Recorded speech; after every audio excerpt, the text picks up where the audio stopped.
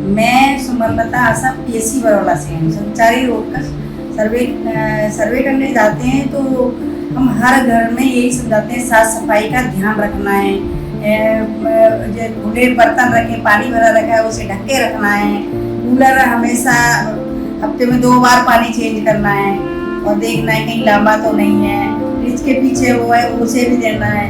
और बच्चे, छोटे बच्चे को भी उसे पूरी आस्तीन के कपड़े पहना के रखना है। मच्छरदानी के अंदर सुलाना है ताकि मच्छर ना काटे उन्हें। और साफ पानी में ही मच्छर पैदा होता है, डेंगू मच्छर साफ पानी में होता है। गुलदस्ता या वो उसमें पेड़ पौधों में पानी भरा है तो उसमें मच्छर पैदा हो जाते हैं, तो पानी निकालते रहना चाहिए।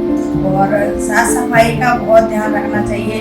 और ये डेंगू, मलेरिया ये सब गंदगी से ही फैलता है। डेंगू साफ पानी से फैलता है, डेंगू मच्छर साफ पानी में ही होता है।